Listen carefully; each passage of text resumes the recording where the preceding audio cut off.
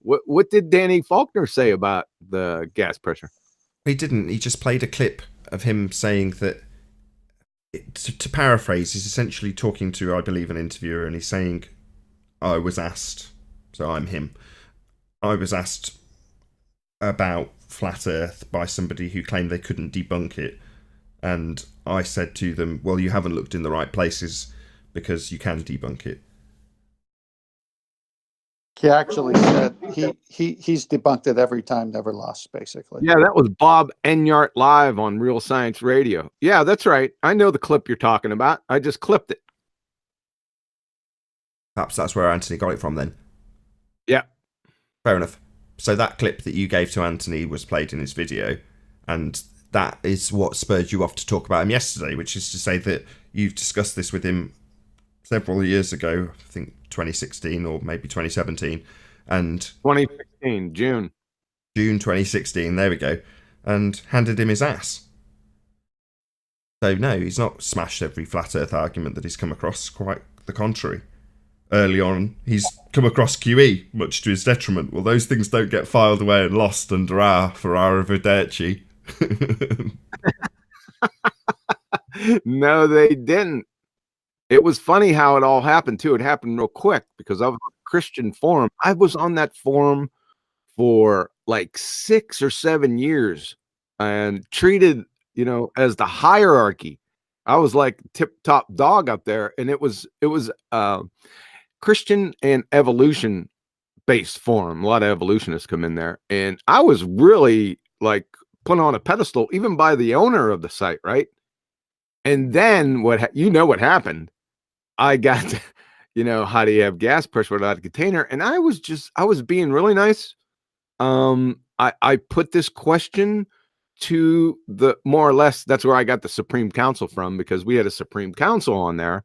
And I was just asking these questions, and they all of a sudden turned on me. I mean, it was almost immediate, right? And I got into it with the site owner, and I started asking him questions politely. I wasn't being rude to him at all. And he would just dodge my questions and not answer. And what he did, he gave me a response with Danny Faulkner link in it. It appears at that time that Danny had written an article about the flat earth. So he gave me the link. I said, what do you give me a link for? I mean, can't you answer the question?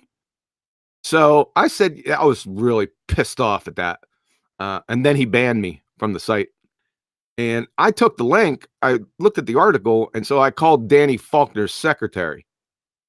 I have a tendency to do that when I get really pissed.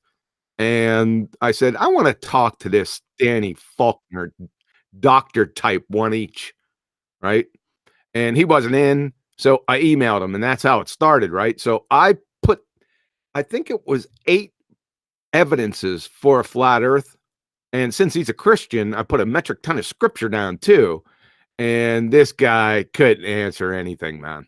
He was a joke, right? But I got it all on text. And we're going to see where this goes, because I think Danny and I have a date. I'm hoping anyway. And hoping that it's a public date. Yeah, the first question put to him was more or less, how do you have gas pressure without a container, right? And guess what he did? Is that rhetorical? I'm going to guess he said, we have a pressure gradient. You're exactly right. I got something for you. Oh, Danny boy. Greetings and salutations. Today I was informed that Dr. Danny Faulkner, promoting his new book, Falling Flat, a refutation of flat earth claims, has been promoted on Real Science Radio with Bob Enyart. This radio interview is dated November 8th, 2019. Welcome to Real Science Radio. I'm Bob Enyart. You've heard of the Flat Earth movement. Well, whether they believe in gravity or not, many people across the Western Hemisphere are nonetheless falling for the Flat Earth movement. So we've asked an astronomer to talk through this with us.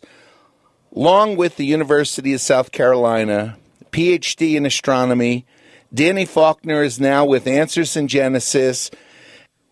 Yeah, I think people that first encounter flat Earth, they all say, "Well, I once believed that it was a stupid idea, but I tried to refute it and I couldn't." Well, that's because you didn't go to the right sources. You went on the internet and you heard these arguments from flat earthers that you couldn't answer. Yeah, that's because you didn't know the answers. I know the answers. I haven't encountered an argument yet I couldn't refute, but right. for the flat Earth. But at any rate, So you're the answer man, and you haven't run into an argument that you weren't able to refute. Really? I'm looking at correspondence between Quantum Eraser, that'd be me, and a Dr. Danny Faulkner, dated Wednesday, June 15th, 2016, going through and to July 14th of that same year. I provided no less than 8 evidences for a flat Earth, ipso facto pummeling the Baltard spinning space monkey religion, that you didn't have coherent response to. That's not even counting the metric tons of scripture that you couldn't answer to.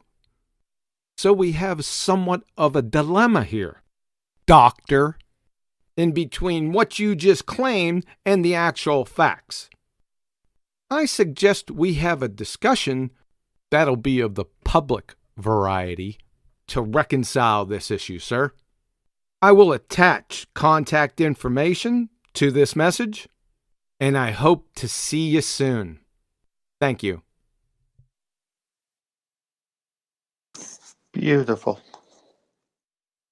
We're waiting for you, Danny Faulkner. I can't wait. I really can't. This brings back fond memories. Yeah, it brings back fond memories of George Musa stepping into this arena. So naive. I would imagine there's lots of people who watch this show that don't agree with our demolition of their heliocentric religion and would be of that exact mindset. Well, I just haven't managed to defeat these claims of these bonehead flat earthers. Doesn't mean I haven't got an answer to find. Just means I don't have it. Can you give it me, Doctor? Maybe you can answer the person who's asked the question in the first place. Yeah, that'd be the same guy you addressed back in 2016 and just happened to magically forget about now, wouldn't it? He's got the same questions, and we're being asked them, and apparently you've got the answers, right? Let's see if you can put your money where your mouth is. Narrowing the field. That would be hilarious, though. That God trolls atheists by making atheists run to Christians to get defense for their globe religion. Yep. What a wonderful world we live in at the moment, eh? The irony. Yep. How fantastic's that? I mean, they've been running to Reverend John Michelle for long enough, right? They don't even know who Reverend John Michelle is, man. Oh, co-creator of the Cavendish balls. They didn't know that until I told them. Neither did I. There's a lot people didn't know till you told them, QE.